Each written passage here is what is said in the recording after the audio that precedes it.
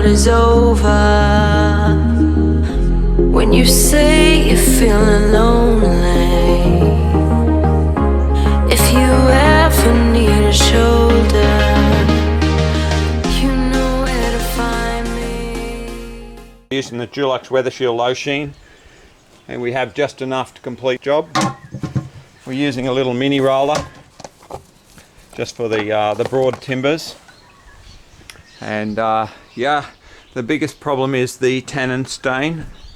Now the tannin stain for this here, for example, is huge, and it all has to be cut in by hand.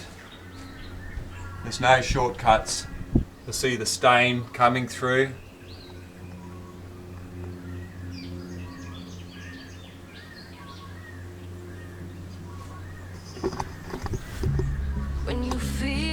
So that's just been mini rolled, and now I'm just cutting in the sections that need cutting in. This one here hasn't been rolled, and I've only got 3 or 4 rafters left on this side here. So I will complete this today, and this will be my 3rd day. You think that it's just too much for you, and it just messes with your head. But if you just keep flogging away at it, you'll actually get it. And I allowed myself 3 days to do this, otherwise I would have not done so good. But I'm doing it in the 3 days. I'll actually do it in under 3 days, because I'll probably be finished here by lunchtime. And I've been putting 8-hour days in. And if I was, and this is a brush I'm using, just a little one. This is the same brush. This is the same brush for the whole job. As you can see, it's not looking real good, but I'm going to use it to finish it, and it'll be thrown out then. Now that is just a Uni Pro 38mm. Awesome brushes, awesome brushes. I can't actually buy them at the Dulux shop. They don't have them there. You can buy maybe a couple in a pack with some other brushes. But so I've found another supplier that supplies me these in boxes, and I pay about $6 or $7 per brush for these now, so they're worth every single cent.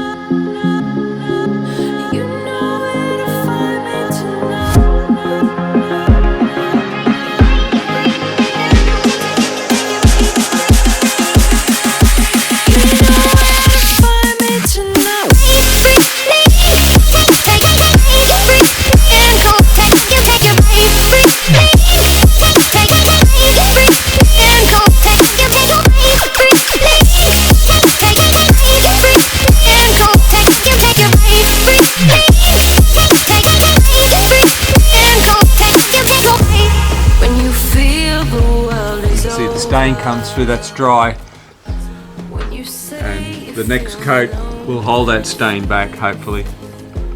Well, it has for the last 1,000 lineal meters, I suppose. But that's it. Enjoy the view.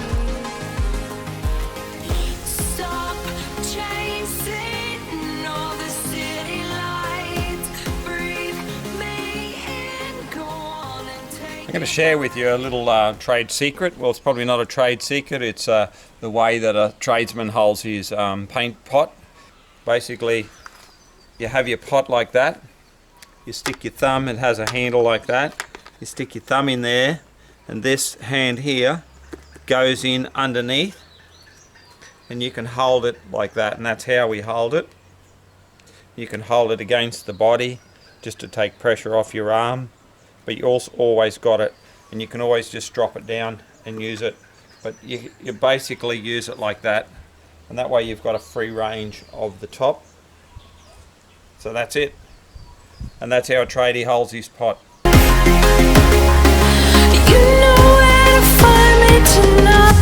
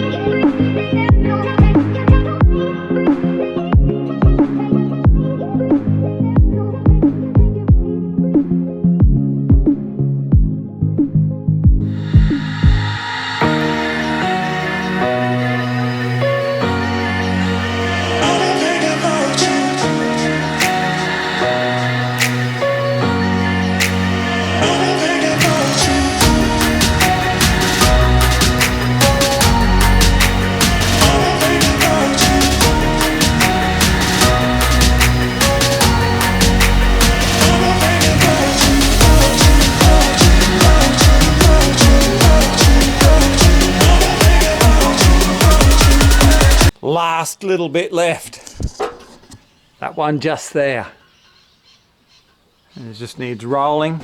I'm just going to roll that one. So this is the last bit of these battens, rafters. There it is there. It's been cut in. So it just needs rolling now. It's already rolled to there.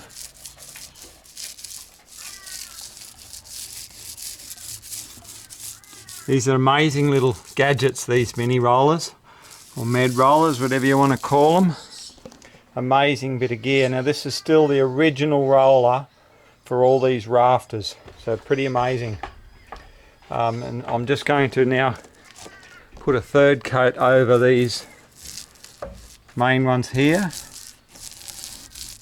And what that does, it just gives us a little bit better coverage on them.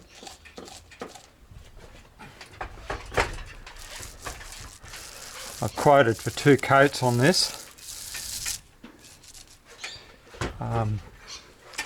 but you know, it always pay to do a little bit extra for the people. They mightn't see it, but I can see it. I know I'm doing it. I know I'm doing a good job, and it's a beautiful job, as you can see there. So that's all them rafters, looking bloody sweet, mate. Looking awful sweet. You know, bar than puttying up the holes, but then where do you stop? That's the big question, where do you stop? And you see this one looks a little bit dry. I've actually already been through all them and rolled them again.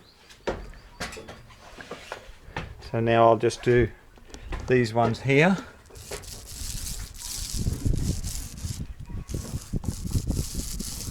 And that's it. That's the end of them, mate. Very happy to see the end of those things. They really messed my head up when I first started, but now they come up really nice. I'm really happy with them, and the owners will be very happy with them. It just changed the whole place. So that's after, and it goes right around the house and right around at the back as well. So I'm not sure how many meters of it, but there is an awful lot of them. But I'm glad they're over, that's what I'm going to say. And don't ever give up. Only just enough. Just enough for touch-ups, that's it. So I use 15 litres on those rafters with this brush, or this roller, and that little brush.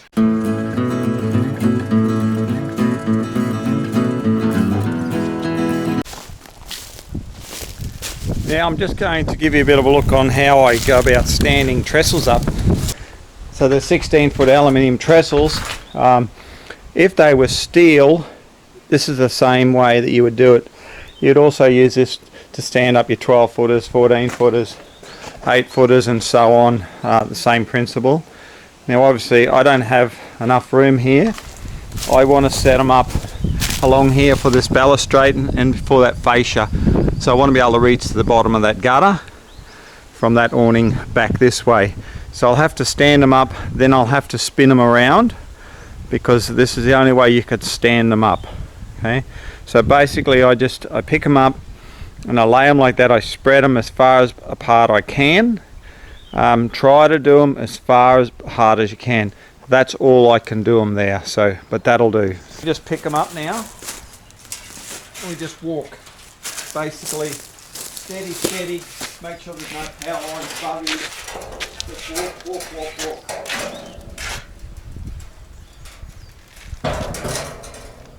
Once they're up, we've got to work out what height we want. So remember, every one is 2 foot. So 2, 4, 6, 8, 10, 12, 14, 16.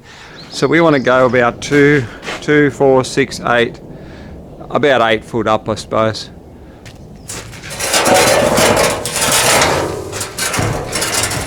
So when you're walking trestles, let's say that I want to move this trestle down there, okay, which is what I want to do.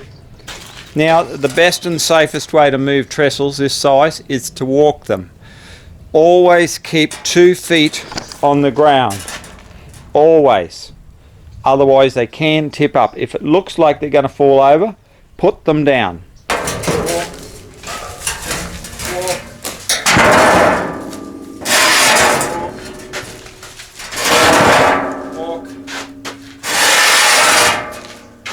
These sort of houses always start from the top and work your way down, and that's what I'll be doing here, and I'll probably be finishing each side as I go. Now I've got 1, 2, 3, 4, 5, 6, 7 sides. I've got 7 sides to do. I've got 7 days to do them in. I've got 10 days to do this house, 7 on all the balustrade and 3 on the rafters. The 3 on the rafters are finished. Today is a bit of a bonus. It's a head start. So I'll try and get this section here finished today, or at least coated. I'll go and bring some more trestles from home. Yeah, and that's what I'll be doing. This one here doesn't need sanding. There are some areas, but I'll be happy if it doesn't need sanding. It's good. So we've started to do a little bit of sanding on this house. It's actually a little bit looser than what I thought. Now basically I just have my 4-inch sander, my Makita sander. Normally I put a 24 grit on there. I actually don't have any new disc, so I've got a 36 grit on there, Northern one. And I've just been given this a rub down, basically, just to see what's loose and what's not loose. These handrails have to be stripped back, so I've pretty well done them, as you can see there. Now the trick to painting these old houses is to make sure that this is actually solid underneath, and we achieve that even though it might look solid on top and looks good and we can paint it. Just run a sander over it and see what it does, and you'll get some of the sap lines and stuff like that out of it. But like I said there, that looks good, but I'll run a sander over it and it'll come back. But yeah, that's about 15 minutes I suppose of sanding.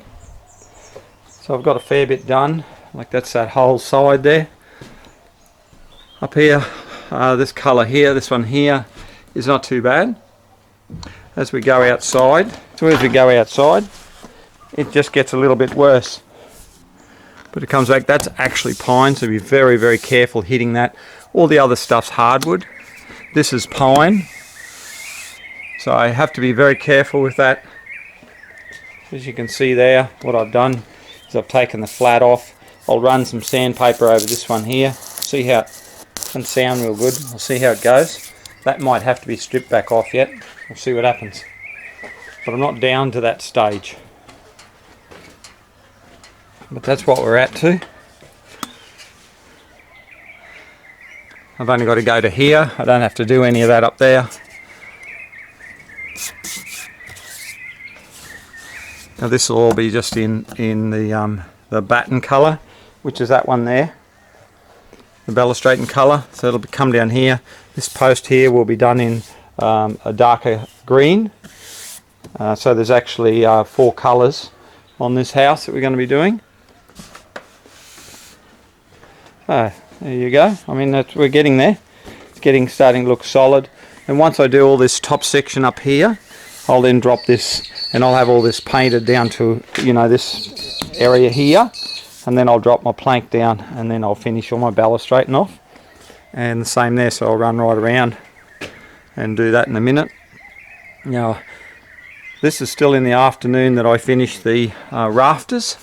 So this is a bit of a bonus, because this is really what I'm supposed to be doing on my 4th day here, but it's still only my 3rd day, so I'm a bit of a win at this moment. And all this will be going in gloss weather shield. So there'll be 3 coats going over that bare stuff, 2 over there, 3 over here, and 2 on the other stuff. And with weather shield gloss acrylic, my God, that's going to last for another 20 years, I guarantee it. It's bloody good stuff. We do roofs and everything with it. I'm going to strip this handrail off here, so you can just watch me strip that off. You know, I have to strip that off because I actually hear it feels a bit drummy. I can hear it, and I can see some peeling happening. So I'll actually strip all that off. So, and I'm going to use that sander. So you think, oh, won't I actually damage this here? It is hardwood, and I'm very, very, very good with a sander. In fact, I've been known to do my toenails and fingernails with a 4-inch sander back in the day.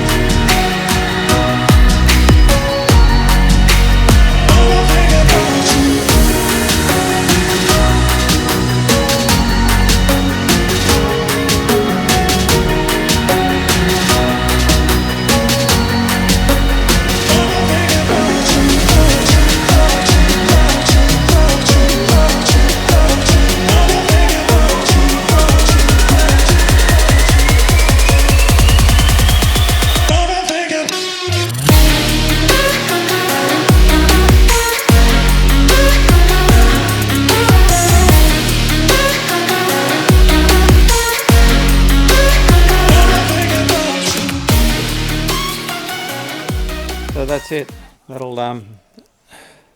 That's how I go about doing this house. It's going to take a while, but hey, Rome wasn't built in a day. Catch you later. Thanks for watching. Bye.